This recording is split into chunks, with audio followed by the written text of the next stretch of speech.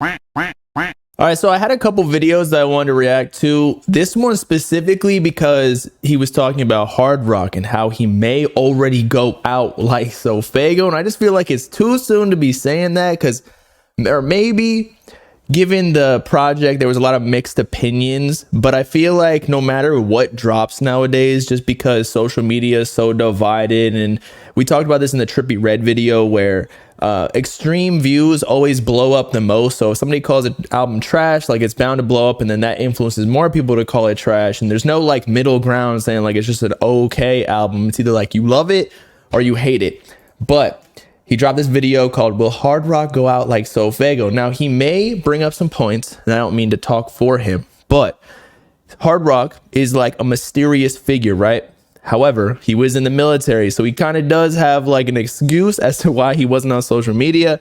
Ian Connor allegedly got him out, but maybe that's what he's going to say. Like, if he keeps waiting to drop, although I heard again, this in the review of the album, that he might be signing to a big rapper. So, well, so did SoFaygo. So I guess it's like the same caliber, I guess.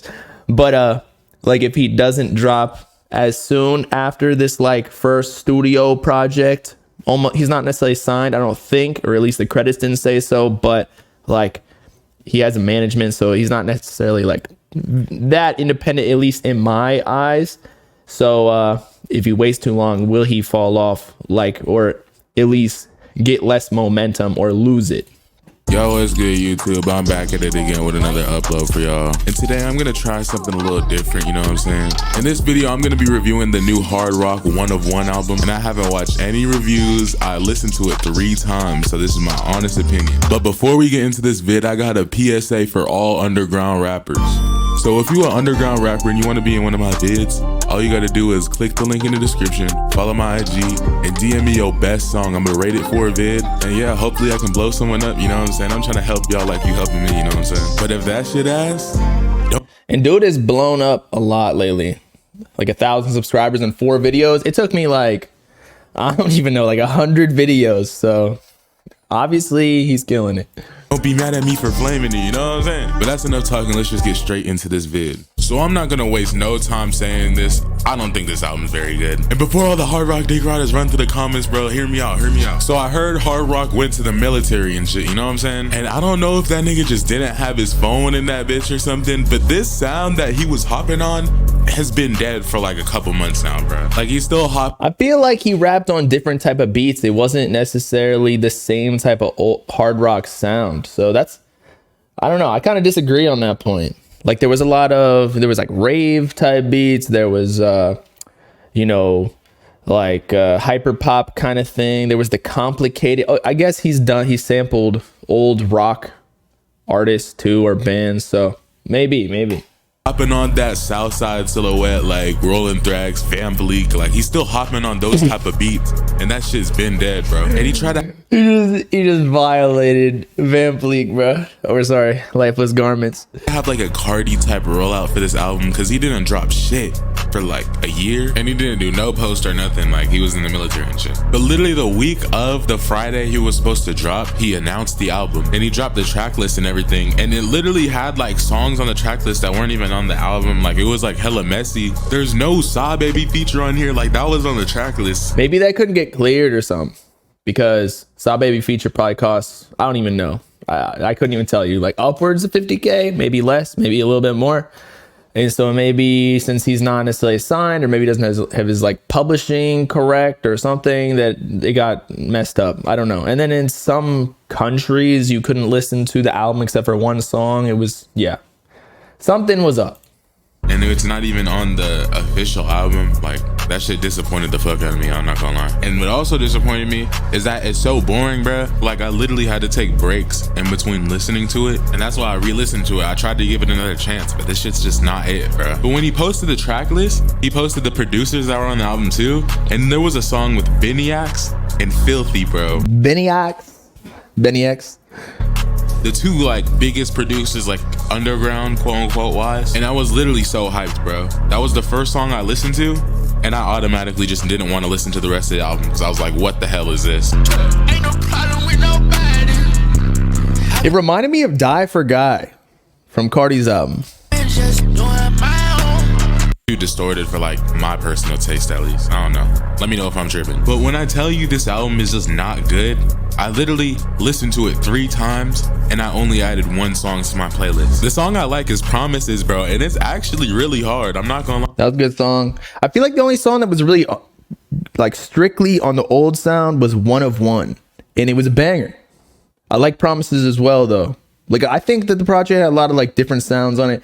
Somebody hit me up who's in the industry, and he was saying how Hardrock sounds like he's everyone in Atlanta in one, which I agree, because he has all these different voices. He's kind of like Thug, where he can like mess around with different ad libs, different vibes. Although I agree, like he might not be at his potential, but to relate it to SoFaygo, like SoFaygo had way more hype and just more success in general before he announced Pink Hearts. So like this project for Hardrock can't really relate to Pink Hearts in that way. You know what I'm saying? Like Hardrock's still in the 2020 or 2019 era of SoFaygo, whereas Pink Hearts, like when everyone said that he lost his momentum, that was 2021, 2022.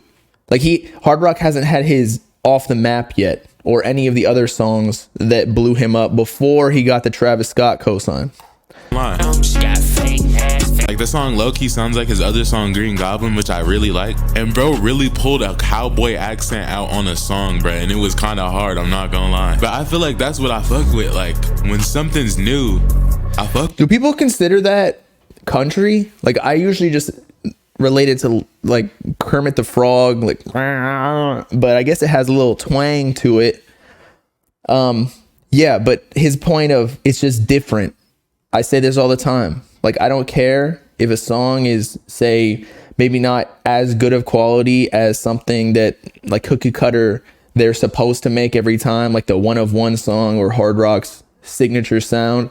But like I'm just looking for shit that I can actually remember, not just a compilation of just the same shit you already had. The project is the point where you're supposed to showcase your growth in a way. Fuck with it more because it's different, you know what I'm saying? It's out of the norm and it's out of the regular shit we've been listening to for months already. And that little cowboy accent for that little 30 seconds on that song, it literally carried the whole album in my opinion. Like in short words, bro, the album literally just sounds like his old shit just recycled and in a new way. But like not that new, because niggas already done it. But it's time to bring SoFaygo into the mix, man. I'm pretty sure you guys already know how the SoFaygo story played out, but to sum it all up, bro didn't drop for 2 years because he signed with Travis Scott. He was trying to be all mysterious, and when he dropped, ain't no. I heard he wasn't being or trying to be mysterious. He was just in his head trying to figure out what people liked. And I feel like that's most of the time what these artists are doing. They're not necessarily trying to just be mysterious for a whole year or two, because in all reality, you make more money by dropping more projects because you get that advance from the label and then you move on to the next one. You get the next advance or like the marketing budget for that. So like say Trippie Redd or NBA Youngboy, people who drop frequently, Yeet, like they're just getting bags and bags and bags. Now you can talk about that whole recoup situation, but you got the money in your pocket. So again, with SoFaygo, like I think even with how Pink Hearts turned out, he's trying to go with this more mainstream sound, but at the same time, he's like, well, people are messing with this old music. I'm just trying to make it perfect. He's doing all sorts of tweaks. I think that's what even Cardi does. I think that's what Uzi does. That Uzi's even said it in an interview. Like he's trying to figure out what people like. So he's just going to do what he's trying new things. Nobody cared about his album and it was kind of bad. But as I said in the beginning of the video, I tried not to see any like Hardrock reactions or like TikToks about it because I wanted to form my own opinion on it, you know? But after listening to the Hardrock album, I don't know, I'm kind of getting SoFaygo vibes. Like, I don't know, like I feel like the fall off is starting. I don't know. Like, I'm not gonna lie, like I was letting it slide in the beginning. Like everybody was calling him a lone clone. I was like letting it slide. But now, bro, just looks like an opium dick rider like Osama's son, bro. Like, I don't know, it kind of looks corny now. Ugh.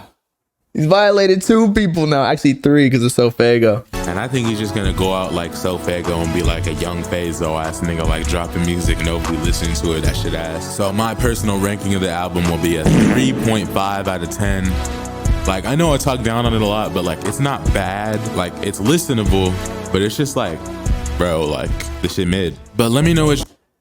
To me, when something's rated a 3, and I usually give albums high reviews because the albums that I don't even like react to or even do an album review, I'm just like not gonna. I just think it's trash, so I don't even care to even rate it, you know. But I think if it's listenable, but like it's not that great, I think it's mid.